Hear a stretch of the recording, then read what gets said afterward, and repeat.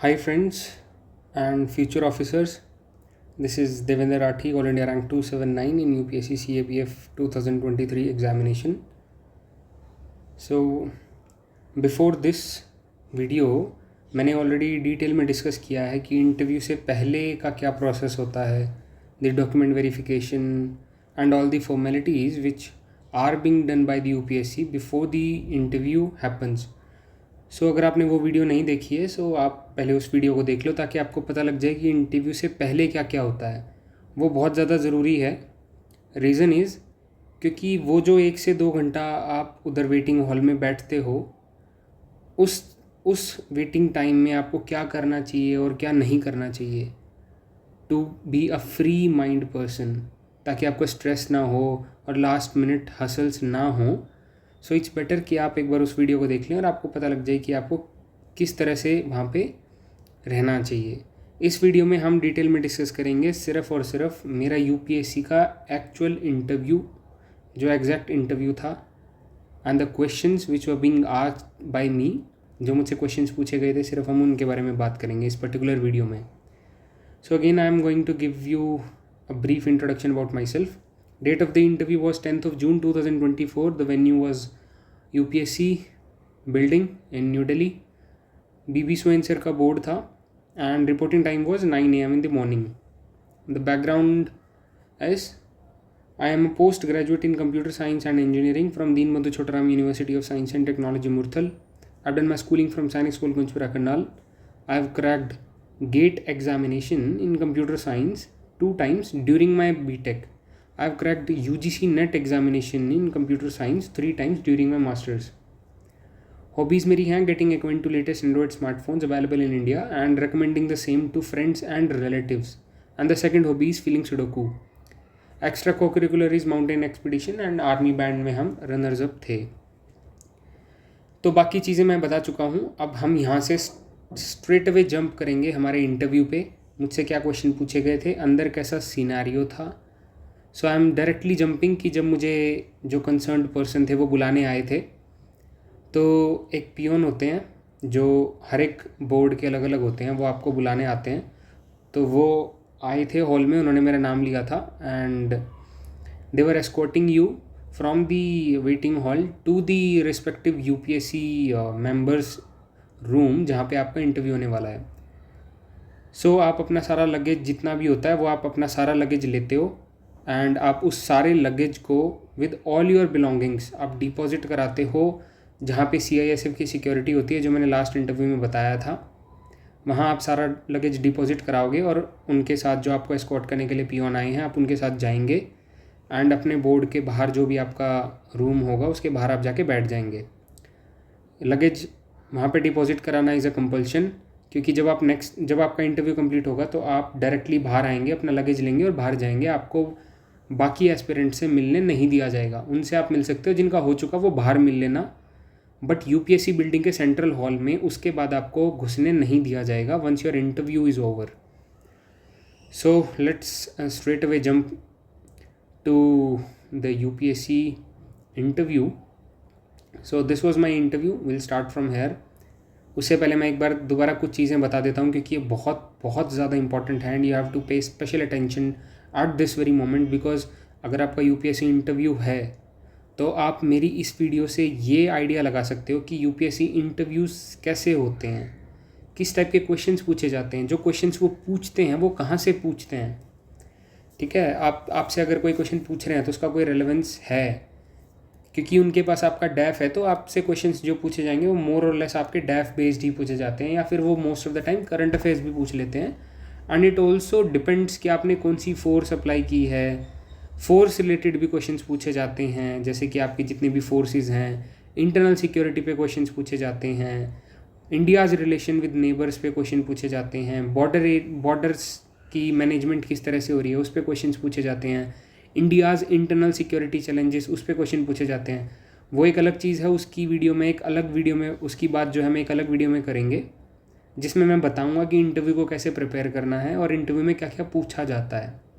So in this video I am only going to discuss about my interview experience, कि मेरे से क्या questions पूछे गए, मैंने उसको किस तरह से हैंडल किया, टैकल किया and what was the overall experience.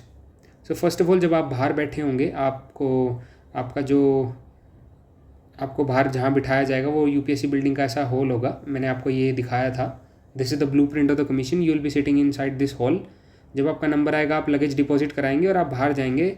मेरा M6 में था. यहाँ पे बीबी सोएन सर का बोर्ड जो है वो M6 में बैठता है, जहाँ मैंने अभी M6 को मार्क किया हुआ है. So there was a bench lying outside the room and there was a chair which was exclusively meant for you. आप यहाँ चेयर पे बैठेंगे. This chair was comfortable and यहाँ आपको एक छोटा सा कूलर या AC टाइप कुछ दिया जाता है ताकि आपका जो टायर है वो ख़राब ना हो. एंड बिलीव मी, जब आप इस चेयर पे 10 से 15 मिनट बैठेंगे ना, this would be the most difficult and most nervousful time of your entire life. अगर आपका फर्स्ट इंटरव्यू है, जैसे मेरा जो था ये फर्स्ट इंटरव्यू था, एंड तो मेरे लिए काफ़ी ऐसा था कि कुछ बहुत सारी चीज़ें नई थी तो मुझे नहीं पता था. So I was very much nervous at this point of time. So at 11:52, the peon who was sitting on this very bench, वो उठ के आते हैं. अंदर से बेल बजती है. उससे पहले आप ये भी ध्यान रखना कि बेल वेल पे और इन सब लाइट्स पे ध्यान मत देना. वो मैंने ऑलरेडी पिछली वीडियो में कवर कर दिया है. So let's start. बेल बजी थी. पियोन उठ के आए थे. पियोन ने मेरे लिए गेट खोला. आई आस्क्ड, मैं रूम के बाहर ही खड़ा था और मैंने पूछा, प्लीज़ मे आई कम इन. अच्छा, मैंने please may I come in statement इसलिए यूज़ की थी क्योंकि मे I come in ma'am sir बोलना is not a good thing, क्योंकि कई बार आपको बाहर से चेयरपर्सन सर नज़र नहीं आते हैं.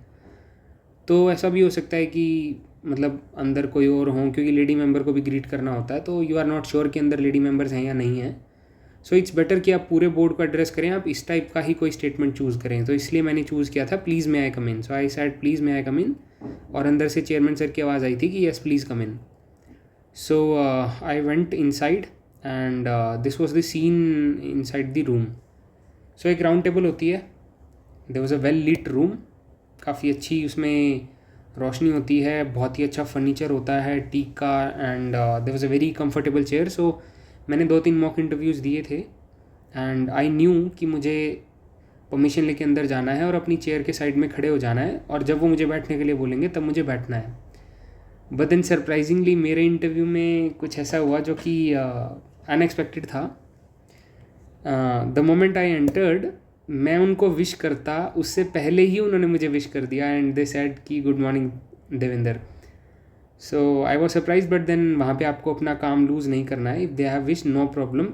मैंने उनको विश किया, एक बार ही विश किया, एंड मैंने सभी बोर्ड मेंबर्स को देख लिया था just to convey the message कि मैं आप सभी को विश कर रहा हूँ. इट इज़ नॉट, मतलब मुझे मॉक इंटरव्यू में यही बताया गया था कि आपको हर एक मेंबर को इंडिविजुअली मॉर्निंग या आफ्टरनून बोलने की ज़रूरत नहीं है. आप एक बार बोलें और सबको एड्रेस कर दें. I went inside. मैं चेयर तक पहुंचा भी नहीं था. मतलब मैं सोच रहा था कि मैं खड़ा होऊंगा और वो मुझे बैठने के लिए बोलेंगे, बट देन मैं पहुंचा भी नहीं था. उन्होंने पहले ही मुझे बोल दिया था कि please sit. So I sat on that chair and वो 2 मिनट बहुत ही ऐसे नर्वसनेस वाले थे. सो एंड उसके बाद में मैं अंदर गया, मैं बैठा. मैं बैठने के बाद ये एक चीज़ का ध्यान रखना कि मैं आपको जो दिखा रहा हूँ ये डायग्राम है, जैसे कि मैं यहाँ बैठा हूँ, this is the candidate.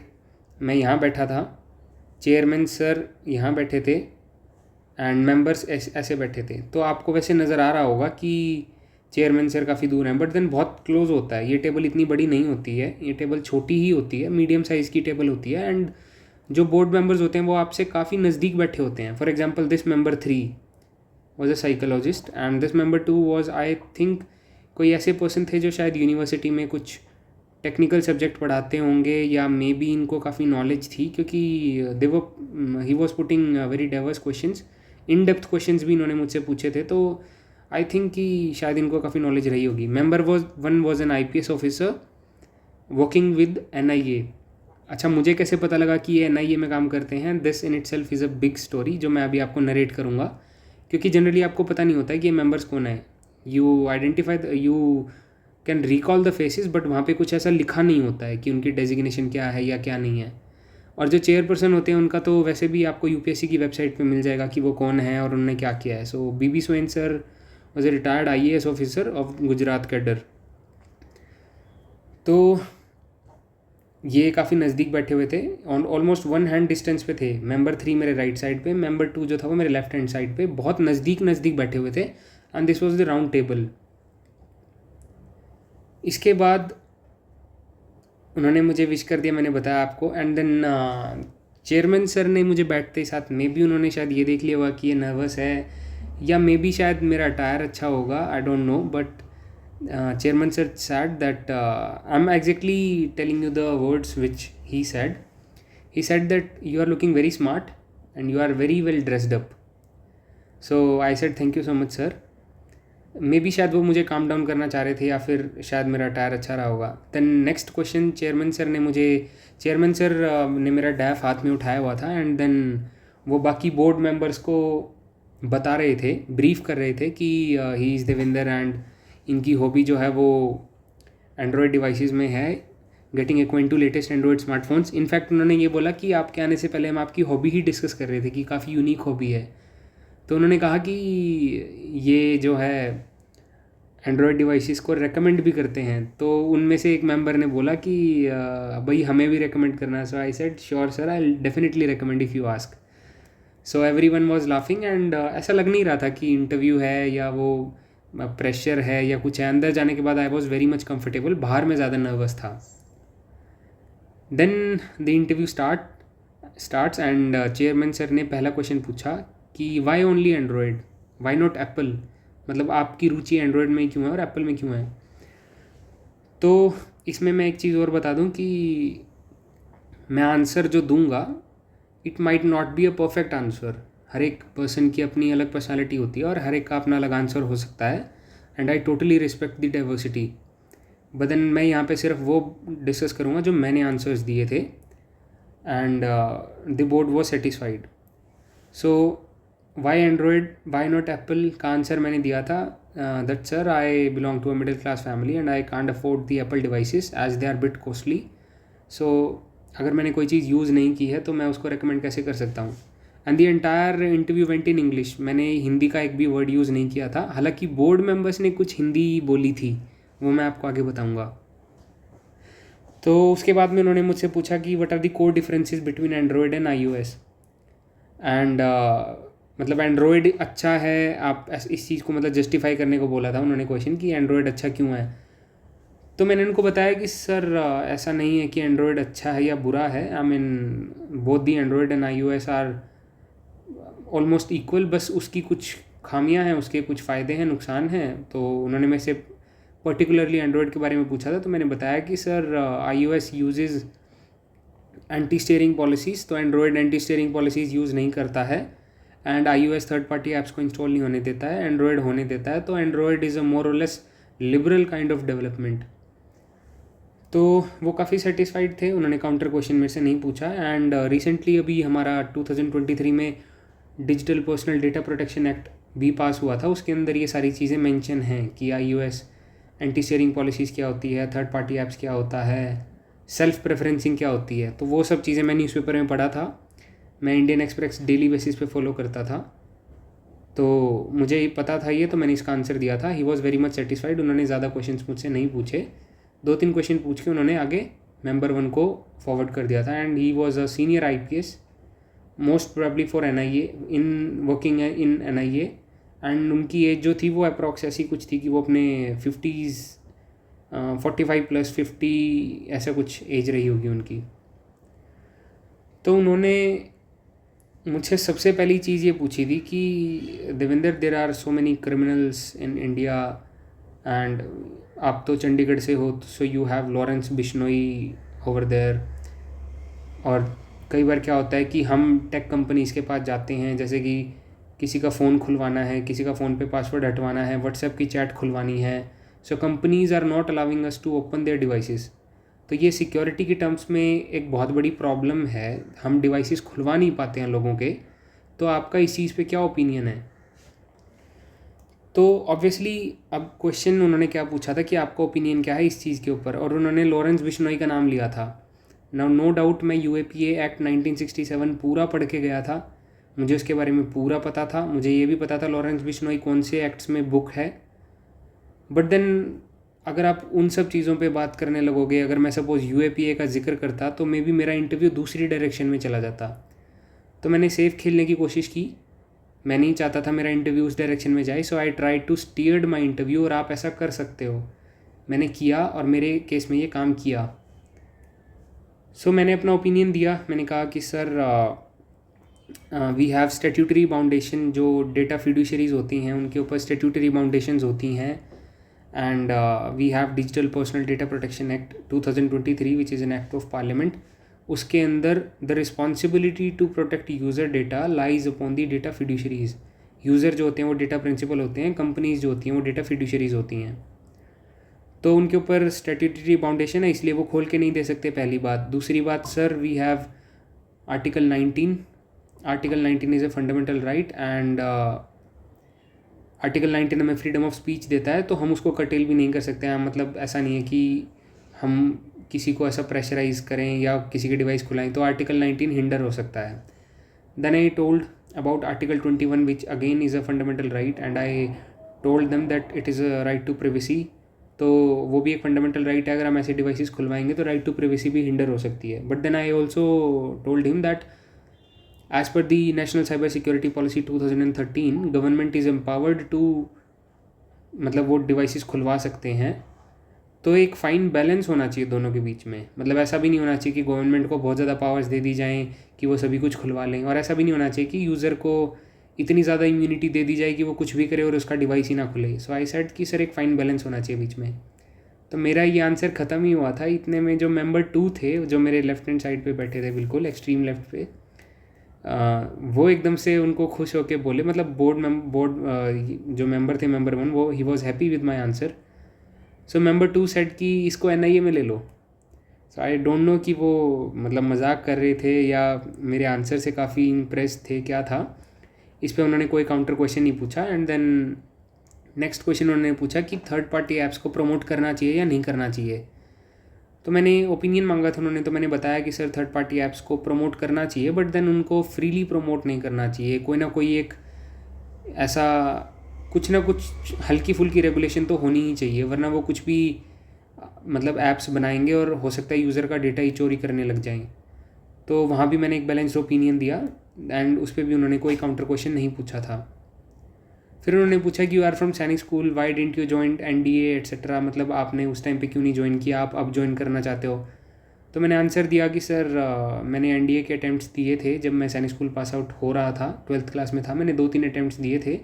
I was not able to crack the NDA examination and at that time मेरे ऊपर पेरेंट प्रेशर भी था, पीयर प्रेशर भी था, तो मुझे कुछ तो करना ही था। So I took admission into my bachelors, मैंने कंप्यूटर साइंस की। बट देन सर मेरी मास्टर्स होने के बाद मैं अपने दोस्तों से मिला, जो कुछ दोस्त ऐसे हैं जो नेवी में, एयरफोर्स में, आर्मी में सर्व कर रहे हैं, कुछ दोस्त ऐसे हैं जो टेक फील्ड्स में हैं, जैसे कंप्यूटर साइंस में सॉफ्टवेयर इंजीनियर्स हैं या सॉफ्टवेयर साइंटिस्ट्स हैं या सीनियर साइंटिस्ट्स काम करते हैं। तो जब मैंने उनसे बात की अपनी पोस्ट ग्रेजुएशन के बाद, तो मैंने पाया कि कंप्यूटर साइंस में पैसा तो है बट एडवेंचरस लाइफस्टाइल नहीं है, चैलेंजिंग लाइफस्टाइल नहीं है, सिर्फ मनी है और मोनोटोनस लाइफस्टाइल है वहाँ पे, सेम चीज़ बार बार करना। तो शायद मेरे लिए वो ऐसा हो जाएगा कि सैचुरेशन पॉइंट आ जाए और मैं लाइफ में आगे जाके बोर हो जाऊँ। तो मुझे एडवेंचरस लाइफस्टाइल चाहिए, मुझे चैलेंजिंग लाइफस्टाइल चाहिए, इसलिए मैं CAPF की तरफ अभी जाना चाहता हूँ। तब नहीं कर पाया बट अब करूँगा। ही was very much satisfied and उन्होंने कोई क्वेश्चन नहीं पूछा उस पर। फिर उन्होंने बोला कि you have a very decent record in computer science and मतलब आप तो लाखों में पैसे कमा सकते हो, तो आपको मतलब यहाँ नहीं आना चाहिए शायद, इस टाइप से उन्होंने कुछ एक नेगेटिव क्वेश्चन टाइप पूछा था। तो मैंने उनको समझा दिया था वही सब चीज़ें दोबारा से कि सर मुझे ऐसे लाइफस्टाइल चाहिए और मतलब मेरा मन है बहुत ज़्यादा, मेरा यूनिफॉर्म सर्विस में जाने का एक चाइल्डहुड ड्रीम है, तो मैं जाना चाहता हूँ। और इसी वजह से मैं सैनिक स्कूल में गया था, क्योंकि मुझे पता था कि मेरा यूनिफॉर्म सर्विसेज में जाने के लिए मेरा मतलब चाइल्डहुड ड्रीम है ये, तो मैं जाना चाहता हूँ।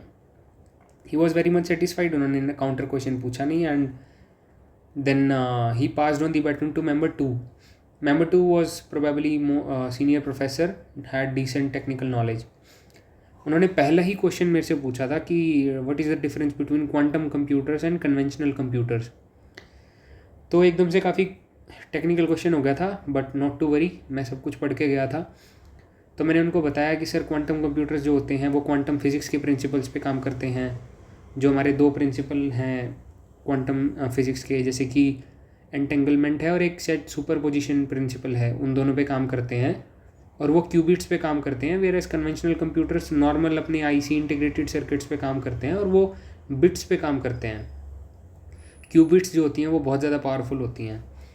तो हालांकि मैं और भी डेप्थ में पढ़ के गया था कि इंडियन क्वांटम मिशन क्या है, इंडिया ने कौन सा अभी तक कंप्यूटर बनाया है, कितने बिट का बनाया है, क्यूबिट का बनाया है, बट उन्होंने क्वेश्चन नहीं पूछा था ये, तो मैंने फालतू आंसर नहीं दिया, क्योंकि मुझे मॉक इंटरव्यू में मेरा जो फीडबैक था वो ये था कि आपके पास नॉलेज है बट आप आंसर्स बहुत ज़्यादा लंबे दे रहे हो, so try to make these answers crisp, क्योंकि ऑब्वियसली आप चाहोगे कि आपके इंटरव्यू में डाइवर्सिटी हो, आपसे बहुत सारे क्वेश्चंस पूछे जाएं।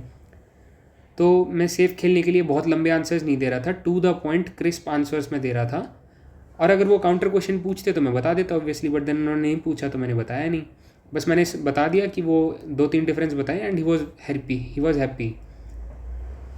फिर उन्होंने बोला कि we are layman people, explain what is artificial intelligence, हमें नहीं पता, हमें समझ नहीं आता कि आर्टिफिशियल इंटेलिजेंस क्या है, तो आप बताइए ये क्या होता है, आजकल बहुत ट्रेंड में चल रहा है ये। दोबारा से मैंने यहाँ पे सेफ खेलने की कोशिश की, क्योंकि बहुत लंबा आंसर दे देता तो मेरी ही डाइवर्सिटी ख़राब हो जाती, वो कम क्वेश्चंस पूछ पाते। तो मैंने उनसे पहले ही पूछ लिया कि sir I should explain it और I should tell in brief, मतलब मैं एक्सप्लेन करूँ या मतलब छोटा सा करके बता दूँ। तो उन्होंने बोला your choice what ever you want. तो मैंने उनको समझाया आर्टिफिशियल इंटेलिजेंस के बारे में सारा, कि सर 20th सेंचुरी में हमारा इंटरनेट आ गया था, उसके बाद में हम जितना भी डेटा अपलोड करते हैं, for example the comments, the photos we upload, the videos we upload, ये सारा जो डेटा होता है ये बिग डेटा होता है। Big data is an unorganised heap of data. तो डेटा एनालिटिक्स यूज़ करके हम जो ये बिग डेटा है इसमें से मीनिंगफुल इन्फॉर्मेशन निकाल सकते हैं, और हम बिग डेटा पे किसी भी सॉफ्टवेयर को ट्रेन कर सकते हैं, जिसके बाद वो सॉफ्टवेयर, वो मशीन या तो प्रिडिक्ट कर सकती है या फिर उसके पास डिसीजन मेकिंग कैपेबिलिटीज़ आ जाती हैं, और इसी को आर्टिफिशियल इंटेलिजेंस कहते हैं। फिर मैंने उनको एग्जांपल भी बताया कि सर फॉर एग्जांपल आजकल ऐसे सॉफ्टवेयर्स आ रहे हैं जो आपको बता देते हैं कि कौन सा होटल लेना ज़्यादा बेटर रहेगा, क्योंकि वो उसके कमेंट्स पढ़ लेते हैं। सेकेंडली मैंने उनको बताया कि सर जो गूगल मैप्स है वो भी एक एप्लीकेशन है आर्टिफिशियल इंटेलिजेंस की, क्योंकि वो रियल टाइम में आपको बता देता है कि आपको कौन सा रूट लेना चाहिए, कहाँ पे जाम लगा हुआ है, क्योंकि वो यही सब चीज़ें बिग डेटा से देख लेता है कि यहाँ इस एरिया में ज़्यादा डिवाइसेस हैं तो यहाँ पे जाम लगा हुआ है, यहाँ डिवाइसेस कम है तो शायद यहाँ नहीं लगा हुआ है, तो आपको रीराउट करा देता है वो। ही वॉज़ वेरी मच सेटिस्फाइड। उन्होंने कोई काउंटर क्वेश्चन मुझसे नहीं पूछा। उन्होंने बोला कि जो बिग टेक कंपनीज़ हैं उनके सर्वर्स, नेक्स्ट क्वेश्चन ये था कि बिग टेक कंपनीज़ के सर्वर्स जो हैं वो यूएस में बेस्ड हैं। फॉर एग्जांपल मेटा का सर्वर है, फॉर एग्जांपल गूगल का सर्वर है, वो सारे कैलिफोर्निया बेस्ड हैं।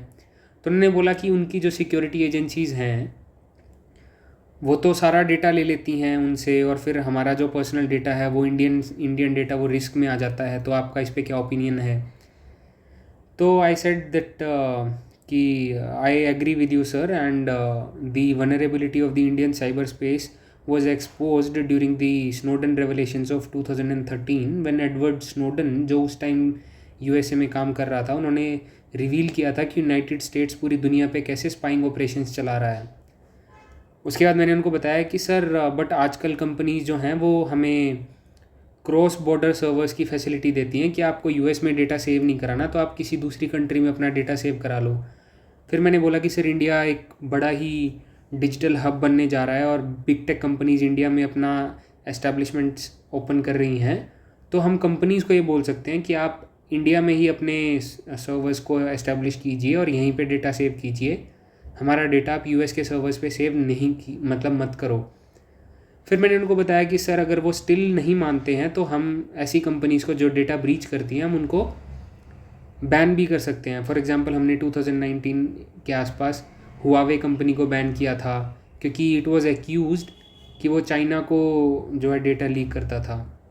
And you have to be very specific in using words. I am giving you a suggestion, आप जैसे वर्ड यूज़ करते हो, मैंने बोला कि हुआवे कंपनी वाज एक्यूज्ड, तो आपको वर्ड यूज़ करना है एक्यूज्ड, क्योंकि ये एक्यूजेशन ही था जो कि चाइनीज़ गवर्नमेंट ने कभी एक्सेप्ट किया ही नहीं था। So you have to be very precise and you have to be very specific while choosing such words. तो आपको ऐसे वर्ड्स यूज़ करने हैं, आपको ऐसा नहीं बोलना है कि वो ऐसा करता था, क्योंकि ये प्रूव नहीं है अभी। सो इसका आंसर मैंने दिया। ही वॉज वेरी मच सेटिस्फाइड। उन्होंने काउंटर क्वेश्चन नहीं पूछा। Next he asked what is Android, Android के बारे में बताओ। तो मैंने बता दिया था कि 2004-05 में स्टार्ट हुआ था, एंडी रूबिन ने स्टार्ट किया था। अभी 84 big tech companies like Samsung, Qualcomm जैसी कंपनीज़, बड़ी कंपनीज़ हैं जो कि ओपन हैंडसेट अलायंस चलाती हैं, और ओपन हैंडसेट अलायंस ही एंड्रॉयड को डेवलप करता है। तो एक अच्छा डेमोक्रेटिक फॉर्म ऑफ डेवलपमेंट है, मैंने बता दिया था। And he was satisfied. उन्होंने कोई काउंटर क्वेश्चन नहीं पूछा।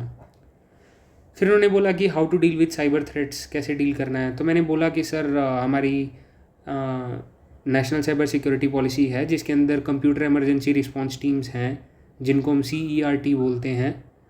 तो मैंने बताया कि CERT जो होती हैं उनके अंदर हमारे पास एक तो प्रिवेंटिव मेजर्स हैं कि हम साइबर स्वच्छता केंद्र हैं जहाँ पे फ्रीली अवेलेबल है वो सारे सॉफ्टवेयर्स जिनकी वजह से हम जो बॉट्स होते हैं, जो कॉम्प्रोमाइज़ डिवाइसेस होते हैं, उनको साइबर स्पेस से हटा सकते हैं। पहली बात तो ये मैंने उनको बताया था। दूसरा मैंने उनको बताया था कि चीफ इंफॉर्मेशन सिक्योरिटी ऑफिसर्स जो CISO होते हैं वो ऑर्गेनाइजेशन लेवल पे रिक्रूट होते हैं under national cyber security policy, और वो CISOs जो होते हैं वो काफ़ी इंटेलिजेंट पर्सन्स होते हैं, इंटेलेक्चुअल्स होते हैं in the specific field, and वो हायर अथॉरिटीज़ को गाइड करते हैं और उनको समझाते हैं कि आपको कौन से डिवाइस ख़रीदने चाहिए, डिवाइस को कैसे सिक्योर करना चाहिए। तो सर इंडिया इन सब चीज़ों पे काम कर रहा है और हम साइबर थ्रेट्स के साथ डील अच्छे से कर रहे हैं। तो हालांकि अभी केस हुआ था वो कंबोडिया में, और वो जो हमारे साइबर कुछ स्लेव्स बना रखे हैं, कुछ 4-5 हज़ार लोग थे जो कंबोडिया में फंसे हुए हैं। मुझे वो पता था, मैं उसका आंसर दे सकता था, बट देन मैं उसको इतना लंबा नहीं खींचना चाहता था।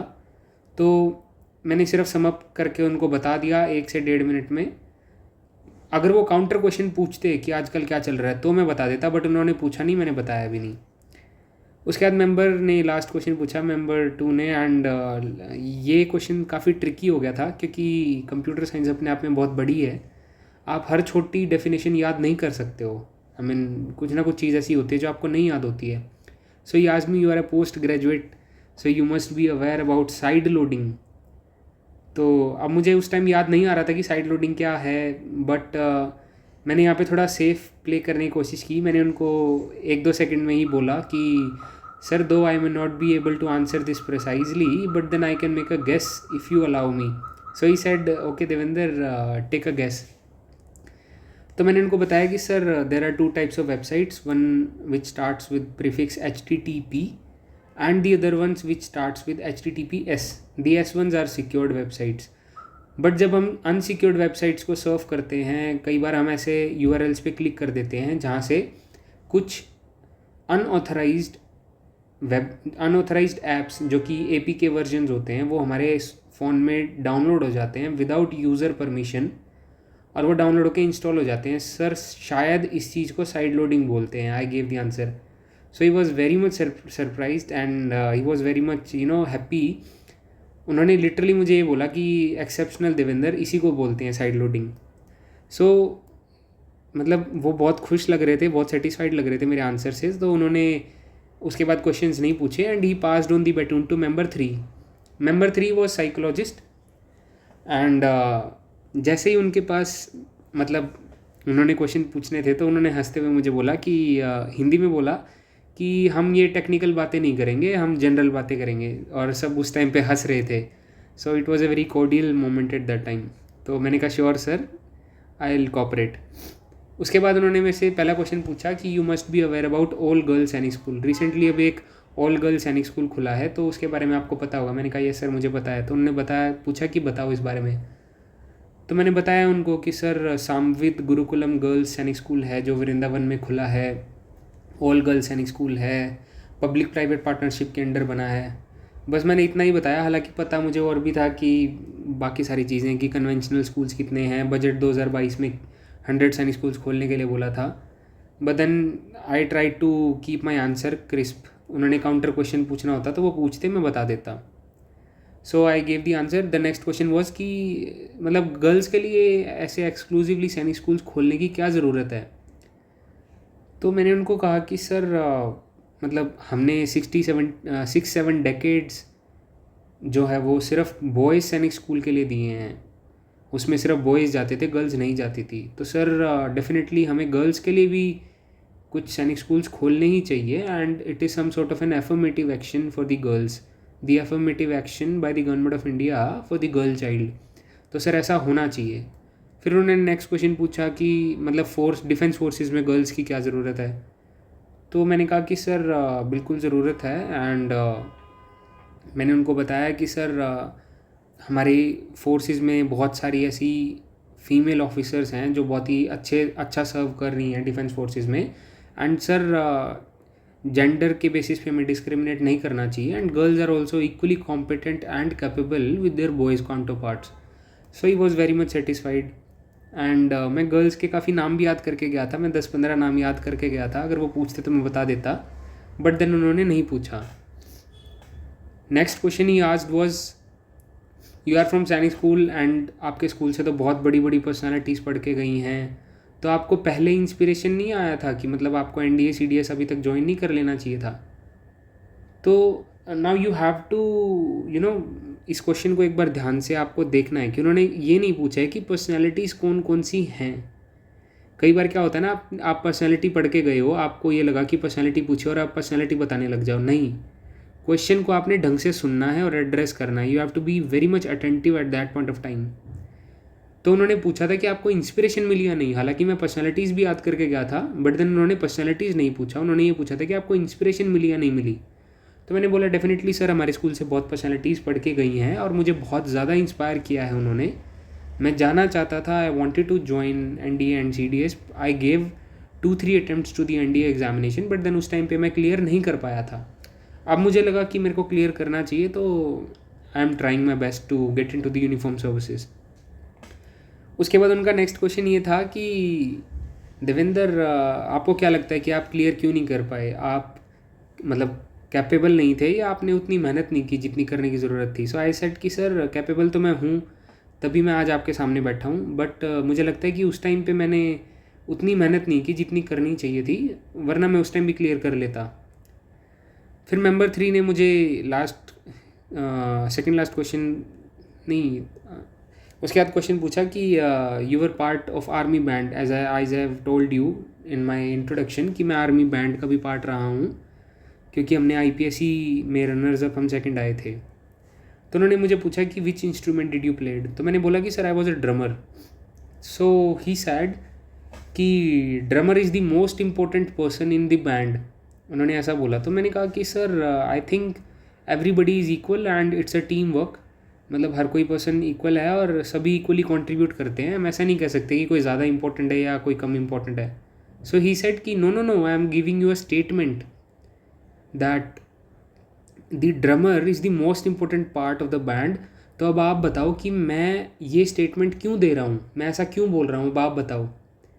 सो it was a tricky question, but then मैंने 1-2 सेकेंड सोचा इस बारे में। तो मैंने उनको बोला कि sir maybe because the drummer provides beat and synchronization to the entire band. तो वो ये वाला आंसर सुन के इतना खुश हो गए, मतलब उन्होंने लिटरली ये बात मुझे मतलब पूरे बोर्ड को हिंदी में बोली कि यार ये तो फंस ही नहीं रहा। And then he faced me and told me that I laid a trap for you but you didn't fell into it. So I said thank you so much sir. And exactly मतलब कुछ चीज़ों में आपको अपनी common sense और presence of mind भी लगानी पड़ेगी। ऐसा नहीं कि सब कुछ बुक से ही आप पढ़ के जाओगे, you have to be attentive, and आपको कुछ चीज़ों में कॉमन सेंस भी लगानी पड़ेगी। तो उसके बाद में उन्होंने पूछा कि NCC के बारे में, कि आपने NCC की है, आपने आप ड्रिल में पार्टिसिपेट किया है, तो आपको ये अच्छा लगता है? मैंने कहा यस सर डेफिनेटली। सैनिक स्कूल में NCC was compulsory and drill भी कंपलसरी थी, और हम बहुत इन्जॉय करते थे इस सब चीज़ों को करने में, तो हमारे लिए बहुत ही इंजॉयबल चीज़ें थी और मुझे बहुत पसंद है। Then member 3 asked last question from me कि देवेंद्र, आपकी एक हॉबी तो एंड्रॉयड डिवाइसेस की है और एक हॉबी आपकी फिलिंग सुडोकू है, मतलब आपकी हॉबी में कितना ज़्यादा डेविएशन है। तो ऐसा कैसे हो सकता है कि एक टेक्निकल बंदे की हॉबी ऐसी हो कि वो सुडोकू भी भर ले? तो ऐसा कैसे है कि आपकी सुडोकू भरना मतलब आपकी हॉबी है? So I explained him कि sir, I started my preparation way back in 2020 and 2021 and we have to read newspaper on daily basis. So उसका जो उसके मेरे ख्याल से थर्ड फोर्थ या सेकंड थर्ड फोर्थ पेज पे सुडोकू आता है. So sometimes we use to feel getting bored. तो जब हम बोर हो जाते थे तो मैं ऐसा सोचता था कि चलो सुडोकू भर लेता हूँ, माइंड फ्रेश हो जाएगा और फिर बचा हुआ न्यूज़पेपर पढ़ूंगा. So over the period of time मैंने रियलाइज़ किया कि सुडोकू भरना मेरी हॉबी बनती चली, कि मुझे अच्छा लगने लगा सुडोकू भरना, और over a period of time it became my hobby. So he was also smiling and he was very much satisfied. तो उन्होंने उसके बाद में मेरे से कोई क्वेश्चन, काउंटर क्वेश्चन नहीं पूछा. Then he passed on the baton to the chairman and मैं एक्सपेक्ट कर रहा था कि चेयरमैन सर भी मुझसे कुछ क्वेश्चंस पूछें, बट देन उन्होंने कोई क्वेश्चन मुझसे नहीं पूछा. He said okay Devendra, have a good day. And उसके बाद I greeted the board, I stood up and went out. इस चीज़ में आपको यहाँ पे आपको एक चीज़ का ध्यान देना है. जब आप चेयर से उठोगे तो आपको इस तरह से उठना है कि वो चेयर अपनी जगह से ना हिले, आवाज़ ना हो वहाँ रूम में, क्योंकि काफ़ी शांति होती है. अगर आप आवाज़ करोगे तो आप अलग से you will get into the eyes of the board. उसके बाद जब आप गेट से बाहर निकलोगे तो आप गेट को ज़्यादा दूर से मत छोड़ना, वरना वो ज़ोर से आके लगेगा और वो आवाज़ करेगा. Try to be polite. आप उसको आराम से छोड़िए ताकि बोर्ड मेंबर की पास भी एक मैसेज जाए कि he is a gentleman person. तो आप इन छोटी छोटी चीज़ों का ध्यान रख सकते हैं जिससे आपके मार्क्स उस हिसाब से ही मिलें और आपके मार्क्स ना कटें. इसके बाद मैं कुछ चीज़ों को आपको बताना चाहूँगा. इंटरव्यू में मैं आपको सुनने में मैंने हिंदी में इसलिए मोस्ट ऑफ द चीज़ें समझाई हैं ताकि ज़्यादा से ज़्यादा बच्चों तक मेरे क्वेश्चंस पहुंच सकें, ज़्यादा से ज़्यादा बच्चों के लिए इजी हो जाए मेरे क्वेश्चंस समझना और सुनना, क्योंकि बहुत सारे व्यूअर्स ऐसे भी हैं जो हिंदी समझते हैं. तो हिंदी इंग्लिश वालों को मैंने ध्यान में रखते हुए मोस्ट ऑफ द क्वेश्चंस को हिंदी में एड्रेस करने की कोशिश की है. बट देन मेरा जो इंटरव्यू था वो प्योरली इंग्लिश में था. मैंने एक भी वर्ड हिंदी का यूज़ नहीं किया था इंटरव्यू में. However board was using some Hindi. तो अब इसमें उसके बाद जब भी मैं क्वेश्चन के आंसर दे रहा था तो मैं आंसर इस तरीके से दे रहा था कि मैं हर एक बोर्ड मेंबर को देख रहा था. मेरी गर्दन जो है वो रोटेट कर रही थी लेफ़्ट टू राइट. ऐसे मैं left to right then right to left जब मैं आंसर दे रहा था तो मैं हर एक बोर्ड मेंबर की आइज़ में देख रहा था, आई कॉन्टैक्ट बना रहा था. दिस शोज़ कि आपको आंसर आता है and you are very much confident. तो and then you have to be fluent. आपकी आवाज़ जो है वो एक अप्रोप्रिएट पिच पे होनी चाहिए, बहुत कम नहीं होनी चाहिए, बहुत ज़्यादा नहीं होनी चाहिए. This shows your confidence level. आपकी आवाज़ कम होगी तो आपका कॉन्फिडेंस कम लगेगा, ज़्यादा होगी तो उनको एरोगेंस लगेगा. तो आपकी एक पिच रहनी चाहिए नॉर्मल. ये सब चीज़ें आप मॉक इंटरव्यूज़ देना, 2 से 3 मॉक इंटरव्यूज़ आप देना ताकि आपको पता लग जाए कि कितनी तेज़ बोलना है, कैसे एड्रेस करना है सबको. So I was addressing everyone. Secondly, जब ये मेंबर 2 का जो क्वेश्चन आया था साइड लोडिंग वाला, तो यहाँ 1-2 सेकंड के लिए मैं चुप हो गया था क्योंकि मुझे सच में उस टाइम नहीं पता था साइड लोडिंग क्या होती है. मैंने गैस वर्क किया था. यहाँ पे आपको 2 चीज़ें ध्यान रखने की ज़रूरत है. पहली चीज़ ये कि अगर आप ज़्यादा टाइम लोगे तो हो सकता है वो नेक्स्ट क्वेश्चन आपसे पूछ लें. So being a post graduate, अगर मैं इस आंसर को जवाब नहीं दे पाता, इस क्वेश्चन का जवाब, तो शायद ये गलत इंप्रेशन डालता. तो मुझे इसका जवाब तो देना ही था. बट देन अगर आप तुक्का मारोगे, अगर आप मतलब ऐसे गैस मारोगे, गैस वर्क करोगे बिना उनकी परमिशन के, तो ये एक मैसेज देता है कि इसने अभी तक जितने भी क्वेश्चन है ना, सब में ऐसे ही गैस वर्क किया होगा, ऐसे तुक्के मारे होंगे. तो अगर आपको गैस वर्क करना है तो उनसे पहले परमिशन ले लेना, फिर करना, वरना एक गलत इंप्रेशन उनकी आइज़ में जाएगा. दूसरी बात, ज़्यादा लंबा टाइम वेट मत करना, वरना वो अगला क्वेश्चन पूछ लेंगे, फिर आप पिछले क्वेश्चन का जवाब आपको याद भी आएगा तो भी आप नहीं दे पाओगे. So try to play safe. उनसे आप परमिशन ले लो कि सर क्या मैं 2-4 सेकंड रिकॉल कर सकता हूँ, या फिर सर मुझे याद नहीं आ रहा है बट क्या मैं गैस कर सकता हूँ. तो उसके बाद उससे परमिशन लेके आप पूछ सकते हो. But then don't try to be over smart. बिना परमिशन के गैस वर्क मत करना, वरना आपके आंसर्स पे इफेक्ट पड़ेगा. Interview duration was approximately 25 minutes. ये तो मैं आपको हर एक चीज़ एक्सप्लेन कर रहा था, बता रहा था, तो टाइम लग गया. वरना उधर आई वॉज वेरी क्रिस्प. मैं टू द पॉइंट आंसर दे रहा था एंड सब कुछ जल्दी जल्दी हो रहा था. ये 23 से 25 minute was a life time moment.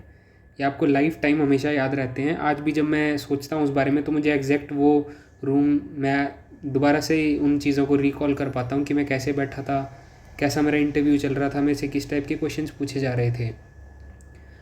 So it was a very very good experience and मैं उम्मीद करता हूँ कि आप लोग भी यहाँ तक पहुँचें और इंटरव्यू एटलीस्ट एक बार दें, because it's a very soothing experience. After the interview was over, मैंने वही सेम बाहर निकला, मैंने लगेज लिया।